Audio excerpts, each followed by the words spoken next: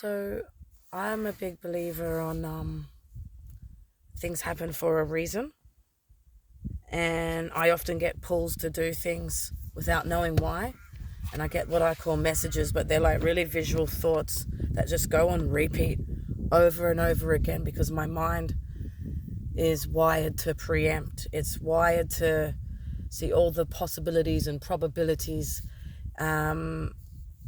It's wired for danger and risk assessment, but also to just see everything that is unfolding around, like a read the room type situation. However, not when I'm triggered, scared, and on eggshells. So it's one of those things I was talking about in a previous video. You become your environment. So when you feel safe and you're not in overdrive, you have the ability to really read the room. When you're on eggshells and you don't feel safe, or you're triggered, or you're in a sensory overload, things are so fast and blurred and muffled that it's the other extreme. Hence the diagnoses that we get for personality disorders and bipolar, because of how we're going around all these extremes, all or nothings. But it's with our system, it's with how we do things, it's with our energy.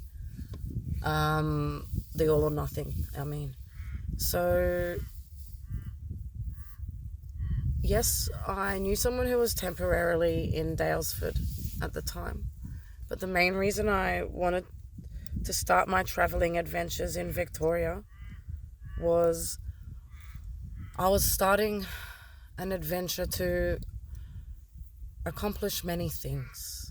I was at the stage of planning my business where I knew what the business side of things was. I need to learn how to, live sustainably and self-sufficiently and sustainably and self-sufficiently, and learn things from basics of how to take care of animals and on the land, just to maintain the basics and get that side of things and know who to hire and where to go and the connections, like just to learn. But my pull to Victoria was also because I thought it would be a good place to start the journey there, because my father was born in Victoria when I was 2 years old, and he took me from my mum. It was down to where he was born in Victoria. It was those police who said, nah, 9/10 of the law, mate. He's got her, too bad. Even though he didn't have a home and we were like nomads on the streets, that was what the law was then. It's not much better now, is it? But at 15, I lived with him for 1 year, and it was a very traumatic year. Lots of abuse.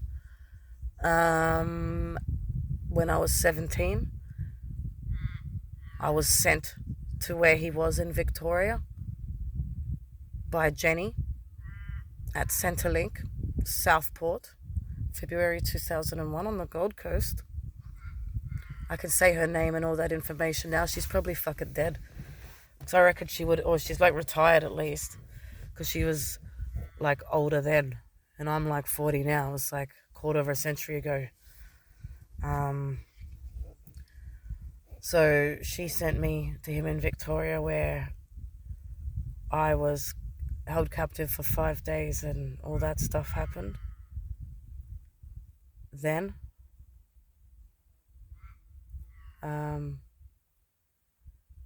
his family and him went to actually, he was obviously in jail in Victoria, and then when he got out, him and his family settled in another town in Victoria.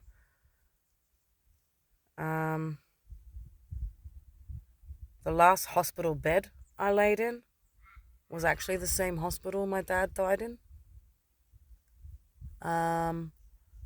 I just lay there being unattended for so long that I ended up getting up, pulling the cannula out, lobbing it across the room and leaving. And then when I went onto my records, that place is literally the only hospital on my records, on my health records, with just all blank. There's nothing on it. It's weird. But because the only other hospital I've been into since then was Daylesford, but I ran in and out because no thanks. So there's a lot of demons for me to face in Victoria. So I was like, okay, there's someone who I thought I could trust, who was briefly there for the same amount of time that I wanted to base myself and get my caravan ready and start this. While I was there, I thought I could, start the healing journey with the herbalist to learn everything and get that all corrected, which was working for 4 months. But I was also going to use the opportunity to go to those places and face those demons and let him go. An opportunity for forgiveness. But it all turned into me being bounced around the entire state of Victoria, homeless, scared, traumatized, getting sicker, and losing absolutely everything. Materials, because I had to sell them. A quarter century of healing that I have managed to do with all my psychological stuff and my shame and my guilt, my humiliation, the judgment and all the ostracization and all that bullshit brought back so much trauma and rejection and all that. But then the physical illness has been pushed so far over the edge, it's like the point of no return. So I have been trying to figure out why the hell I was pulled so hard to go there if it was going to be my undoing. Because even when I was walking down the street at Daylesford and got pulled into them, I thought it was because they were my magic healers who were going to save my health when no one in the health system could. So it's like, hang on, if I was pulled so strongly to go in there and it became my undoing, what was it? And after much reflection and putting all these other signs and things together, it's all become so clear to me. I needed them to destroy me so that I could become what this country needs for our people. Everything I've been through my whole life, if I haven't endured it or suffered or been this humiliated in so much pain, would I be so passionate about helping the people who are going through this? I know what it's like to have been raped, to have been homeless, to have been beaten, locked in cupboards, thrown downstairs. I know what it's like to have been starved, ignored, laughed at, ridiculed, like hit on every single part of your body, dragged, called every name under the sun. I've had 4 decades of thinking that I was just breaking and becoming fragile to have a wasted life. But I actually think that you all have built me as a warrior for the people to help trauma and mental health get the attention it needs. Women who have been raped, kids who have been sexually abused, physically abused, mentally, emotionally, psychologically abused, traumatized, tortured their entire fucking lives. You're not helping them. You're adding to it. You're just another abuser. All the doctors, all the cops, all these healers in these fraudulent towns ripping people off, just fucking in the name of money and greed and entitlement. There is no idea out there, no care. But actually, that's what made me what I am today. By being your rag doll in your pinball machine, following all these signs that led me to torture and more pain, is what has given me the drive this cause needs. It needs a voice of passion and strength. So what are some of the signs? Okay. When I was in China, I went over there, an animal activist, yeah? I've come back now desensitized. It breaks my heart that there's animal cruelty, but rather than crumbling down and shaking and crying over it, I'd rather just go out there and fix what that it needs. Go and stop it. And it changed that part of me. It hardened me as an advocate for the animals, right? Instead of going, that's not fair, and being someone who's just like crying over it, because crying doesn't fix shit. So when I was in China, I went on a 10-day holiday to Taiwan with a Chinese friend of mine. And we went on this boat ride that took us out to this island that had a temple on it. And it was beautiful. And they had all these things with bits of paper with numbers on them because they're superstitious as well, right? And I pulled a number. And I'd already forgotten about it. I'm not going to say the number because I'm being careful of how I word things. That number, it just occurred to me a few days ago, is the number of the street of the herbalist. When I pulled that number out, my Chinese friend said, "Oh my God, that is luck. That is a really good number over here. Good things are going to happen."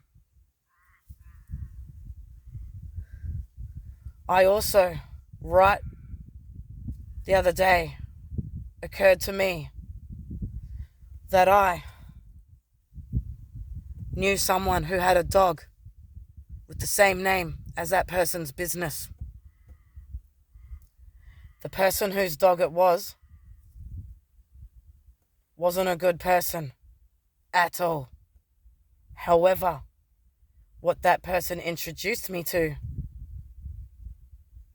was the first time I was introduced to the same things in this world of natural healing in line with what that business does. And I'm like, all these little signs are popping up. I'm actually now thankful that I went there, even though I fucking find them dark and awful, and I would never, ever, ever, ever wish anyone who needs true healing to step into that town, ever. I had to go and get poisoned and lose everything. There are signs that led me to them to bring me to be what this country needs. So moving forward, I'm going to pay attention to these signs because I've seen a lot. There have been many. And when you pay attention to them, they're not always going to lead you to joy and positive things, but they're going to lead you to what you need to be. And if you sit with it, you'll be able to figure out why. I know that it is now my only mission on earth. It is all I can do before I die alone, is to keep screaming and be passionate for my people. Because all the signs my whole life have pointed me to that. I just told you stories about what brought me to my undoing. There are so many signs. My mother has told me the story of when I was born so many times. Now, where I was born, there was nothing. Outside the window, it was just buildings of concrete and nothing. But a bunch of robins apparently landed on the window and were chirping, and the nurses made comments that had never happened before. And they all made little jokes that it meant something special about me. Ha, ha, ha.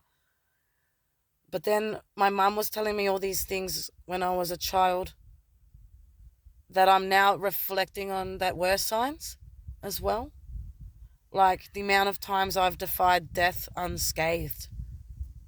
The things I've endured that most people wouldn't be able to. The amount of people and animals I have rescued and saved when I have been at my own all-time low. I have had this strength inside of me that has always been about following what's right, even without knowing. So I am that one who will be on the same route every day and then one day go, you need to go down this path. There's like this voice, this message going, you need to go down this way. Why would I go down this dark alley? Just go. No, just go. I can't help it. I'm pulled. I'll go down there. And there's like a young woman crying under the shrubs. So I help her out. All these things have been signs for me that rather than trying to open up a sanctuary, I need to be an advocate and a voice, because there are so many people down here just under the shrubs alone, with people walking past cluelessly.